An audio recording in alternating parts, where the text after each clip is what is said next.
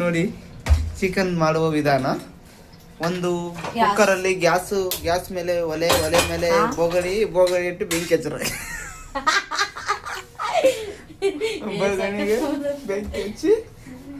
ಬೆಂಕಿ ಹಚ್ಚಿ ಇರ್ರಿ ಸ್ವಲ್ಪ. ಬೆಂಕಿ ಹಚ್ಚಿ ಇದು ತೊಳೆದೆಲ್ಲ ನೀಟಾಗಿ ಸೋಸಿ ಅಂದ್ರೆ ನೀರೆಲ್ಲ ಬತ್ತಿ ಸೋಸಿ ಬರೀ ಪೀಸ್ ಮಾತ್ರ ಇರಬೇಕು.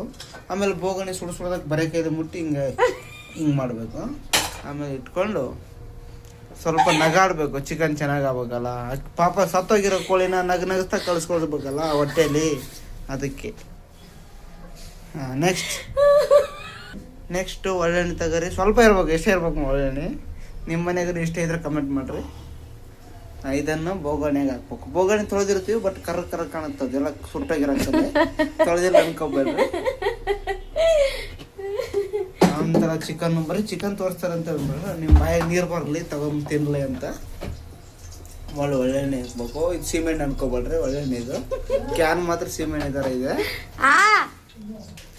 ತದನಂತರ ಫ್ರಿಜ್ ಮೇನ್ ಫ್ರಿಜ್ ಇರ್ಬೇಕು ನಿಮ್ಮ ಮನ್ಯಾಗ. ಫ್ರಿಜ್ಜಿಂದ ಚಕ್ಕಿ ಲವಂಗ ತಗೊಂಡು ಒಳಗೆ ಹಾಕಿ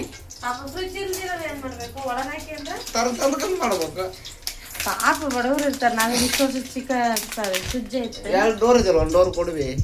ಆಮೇಲೆ ಇದೇನಿದು ಇದೇನೋ ಹಾಕಿ, ನನಗೆ ಗೊತ್ತಿಲ್ಲ, ಹೆಣ್ಮಕ್ಳಿಗೆ ಗೊತ್ತಿರುತ್ತೆ. ನನಗೆ ಹೆಸರು ಗೊತ್ತಿಲ್ಲ, ನಮ್ಮಕ್ಕ ಹೆಣ್ಮಗಳಲ್ಲ, ಅದು ಗೊತ್ತಿಲ್ಲ.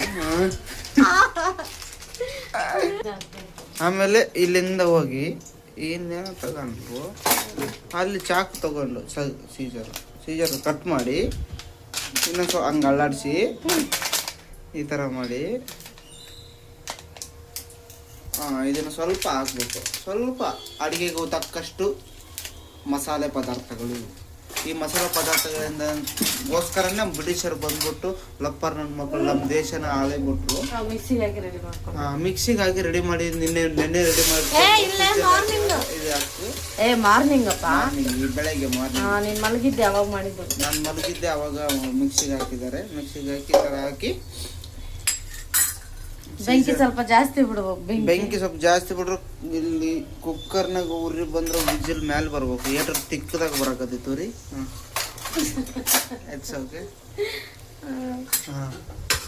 ಗಿಜ್ಗ ಅಂತ ತಿರುವಿ ಗಜ ನಿಧಾನಕ್ಕೆ ತಿರ್ಬೇಕು. ಕೆಂಪಾಗೈತದ ಕರ್ರ ಹಸರು ಐತೆ ಒಂದು ಸೈಡು ಕೊಡಿ. ಇಲ್ಲಿ ಅದನ್ನು ಹೀಗೆ ಹಳ್ಳಾಡಿಸಿ